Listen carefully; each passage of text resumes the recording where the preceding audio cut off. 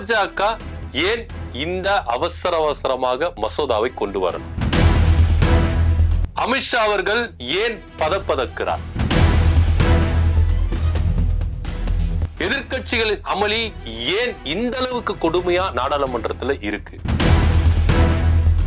பாஜக என்ன திட்டம் போடுது இந்த மசோதாவின் மூலமா? இதற்கு பின்னாடி RSS உடைய முழு ஆதரவு இருக்குமா? ஃப்ரெண்ட்ஸ் நேயர்களுக்கு வணக்கம்.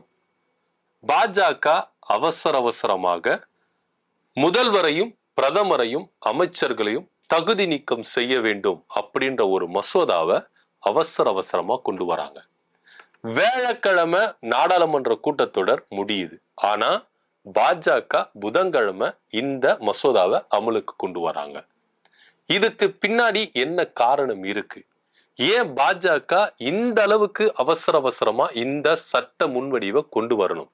வாங்க பூத கண்ணாடியில பார்ப்போம். பாஜகவுக்கு ஒரு விஷயம் ரொம்ப உறுத்தலாவே இருக்குது. என்ன அப்படின்னு நம்ம பார்த்தோம்னா, பாஜக ஆளாத மாநிலங்கள்ல எப்படி நம்ம கால் ஊன்ற முடியும்? என்னென்னவோ திட்டங்களை, என்னென்னவோ சதி திட்டங்களை செஞ்சு பாக்குறாங்க. ஆனா அந்த இடத்துல பாஜக தோல்வியை தான் சந்திக்கிறாங்க. ஆட்சியை பிடிக்க முடியல. ஒரு சில மாநிலங்கள்ல பாஜக பெரும்பான்மையா என்ன பண்றாங்க? வின் பண்றாங்க. ஆனா ஒரு சில மாநிலங்கள்ல கூட்டணி கட்சிகள் மூலமா, கூட்டணி ஆட்சிகள் மூலமா அந்த மாநிலத்துல ஆட்சி செய்யறாங்க. ஆனா ஒரு சில மாநிலங்கள் பாஜகவுக்கு எட்டா கனியாகவே இருக்குது. குறிப்பா தென் மாநிலங்கள்ல நீங்க எடுத்துக்கிட்டீங்கன்னா, கர்நாடகால கூட அவங்க என்ன பண்ணிருக்காங்க? ஆட்சி செஞ்சிருக்காங்க. ஆனா ஆந்திரா, தெலுங்கானா, கேரளா, தமிழ்நாடு இந்த மாநிலங்கள்ல அவங்களுடைய ஆட்சி செய்ய முடியல, கால் ஊன்ற முடியல. அதுவும் தமிழ்நாட்டை நீங்க குறிப்பா எடுத்துக்கிட்டீங்கன்னா, பாஜக என்னென்னமோ என்ன பண்றாங்க, இங்க எப்படியாவது நம்ம என்ன பண்ணணும், கால் பதித்திடணும் அப்படின்ற ஒரே காரணத்துக்காக ரொம்ப முயற்சி செய்யறாங்க. முயற்சி செய்து தோல்வியை தான் சந்திக்கிறாங்க. ஆனா இந்த 2026 சட்டமன்ற தேர்தல் அப்படி கிடையாது. அதிமுக அப்படின்ற ஒரு கட்சி அவங்களுக்கு இருக்கு. இதன் மூலியமா இங்க தமிழ்நாட்டுல காலூன்ற முடியும் அப்படின்னு அவங்க பெருசா நம்புறாங்க. இதெல்லாம் ஒரு புறம் இருக்கட்டும். ஏன் இந்த அவசரமா பிரதமரையும் முதலமைச்சர்களையும் அமைச்சர்களையும் தகுதி நீக்கம் செய்ய வேண்டிய மசோதாவை கொண்டு வராங்க அப்படின்னா, பாஜக எங்கெல்லாம் ஆட்சி செய்ய முடியலையோ, எங்கெல்லாம் கால் பதிக்க முடியலையோ, அப்போ இந்த சட்டத்தை பயன்படுத்தி அந்த இடத்துல ஈஸியா ஆட்சி செய்திடலாம் அப்படின்னு பாஜக நினைக்கிறதா எதிர்கட்சிகள் குற்றச்சாட்டுகளை அடுக்கடுக்கா என்ன பண்றாங்க? வைக்கிறாங்க. இந்த சட்ட மசோதாவை ஏன் உடனடியா அவசரமா கொண்டு வரணும்? வியாழக்கிழமை நாடாளுமன்ற கூட்டத்தொடர் முடியுது. ஆனா பாஜக புதன்கிழமை இந்த சட்டத்தை நாங்க கொண்டு வருவோம் அப்படின்னு கொண்டு வராங்க. எதிர்கட்சிகள் பயங்கரமா என்ன பண்றாங்க? அமுலி துமுலி செய்யறாங்க. இந்த சட்டத்தை கொண்டு வரக்கூடாது அப்படின்னு. இதுல காங்கிரஸ் எம்பிக்கள் என்ன சொல்றாங்க அப்படின்னா, இத நாடாளுமன்ற கூட்டுக்குழுக்கு அனுப்புங்க, விவாதங்கள் நடத்துங்க. விவாதங்கள் நடத்திட்டு இதுல என்ன பிளஸ் இருக்கு, என்ன மைனஸ் இருக்கு, அதை தெரிஞ்சுக்கிட்டு இந்த சட்டத்தை கொண்டு வரலாம் அப்படின்ற ஒரு கோரிக்கை அவங்க கிட்ட இருக்கு. ஆனா எதிர்கட்சிகளுடைய கருத்துகள் கேட்க வேண்டாம், எதிர்கட்சிகளுடைய குரல் ஒலிக்க வேண்டாம், எதிர்கட்சியுடைய நியாயமான வாதங்களை முன்வைக்க வேண்டாம் அப்படின்ற ஒரே காரணத்துக்காக அவசரமா அமித்ஷா அவர்கள் பதைத்து என்ன பண்றாரு? நாடாளுமன்றத்துல இந்த சட்ட முன்வடிவை கொண்டு வராரு. இதனுடைய பின்னணி என்ன அப்படின்னு நம்ம பாத்தீங்கன்னா, பாஜக எந்தெந்த மாநிலங்கள்ல ஆள முடியலையோ, இப்போ குறிப்பா 2 விஷயங்களை நம்ம எடுத்துக்கலாம்.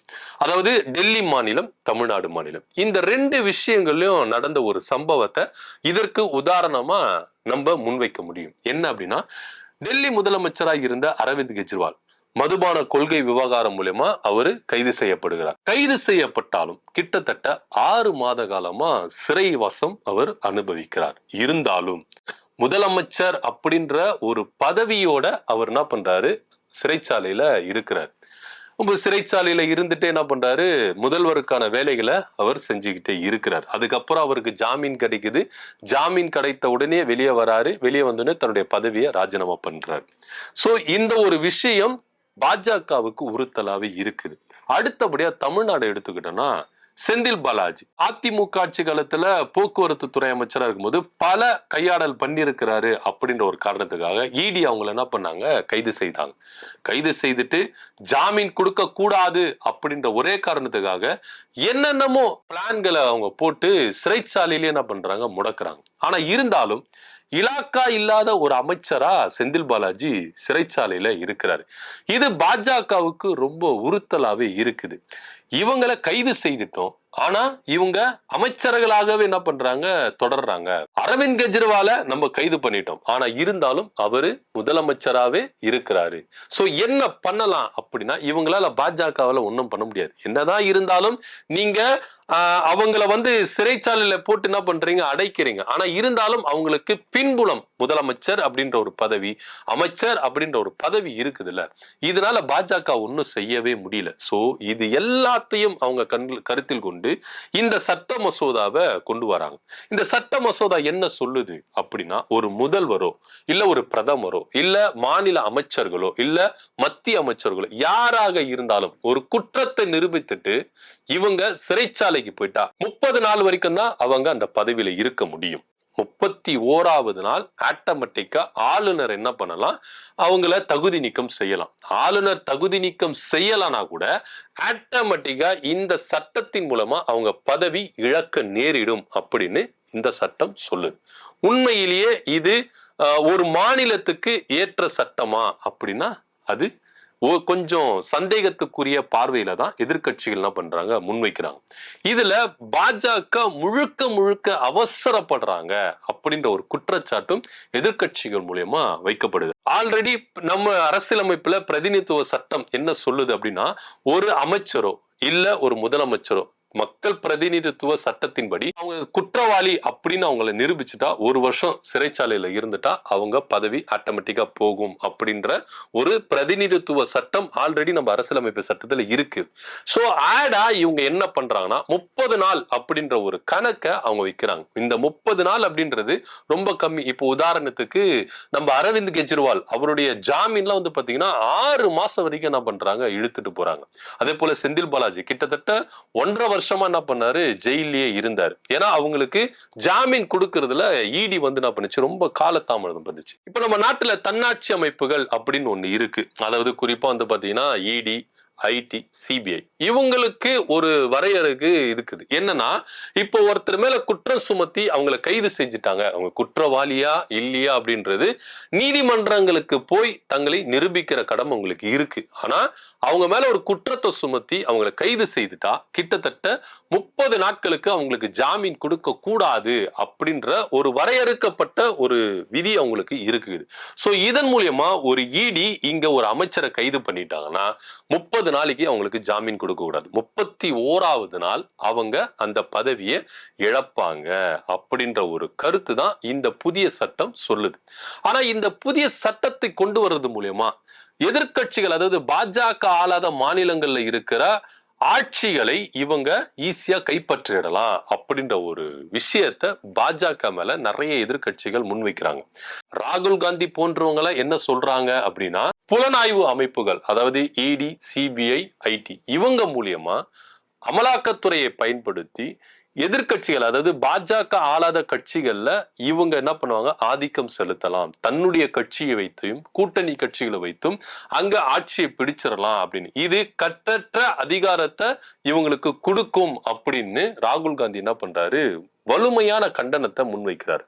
நம்முடைய முதல்வர் அவர்களும் என்ன பண்றாரு அப்படின்னா, தன்னுடைய கண்டனத்தையும் இந்த சட்ட மசோதாவை கொண்டு வந்ததுக்கு கடுமையா என்ன பண்றாரு, எதிர்ப்புகள் தெரிவிக்கிறார். இதுக்கு பின்னாடி RSS அப்படின்ற ஒரு அமைப்பு பாஜகவை செயல்படுத்துதா அப்படின்னா நிச்சயமா RSS உடைய பின்புலத்துலதான் பாஜக இந்த மாதிரியான சட்டங்களை கொண்டு வராங்க. இது மக்களால் தேர்ந்தெடுக்கப்பட்ட ஒரு அரசாங்கத்தை பாஜக தன் வசம் இழுக்கிறதுக்கு, வஞ்சிக்கிறதுக்கு இது துணை போகுது அப்படின்ற குற்றச்சாட்டுகளையும் இங்க முன்வைக்கப்படுதா நம்ம பாக்குறோம். உண்மையிலேயே இந்த திருத்த சட்ட மசோதா நமக்கு ஏத்ததா, ஒரு மாநிலத்துக்கு ஏத்ததா அப்படின்னா அது நிறைய பேர் என்ன சொல்றாங்க, அதாவது காங்கிரஸ் அப்புறம் இந்தியா கூட்டணியில் இருக்கிற மொத்த கட்சிகளும் என்ன சொல்றாங்கன்னா அது ஏற்புடையது அல்ல அப்படின்றாங்க. இதுல இன்னொரு விஷயத்தை நம்ம இந்த சட்டத்தின் மூலமா இன்னொரு விஷயத்தை நம்ம பார்க்கிறோம்.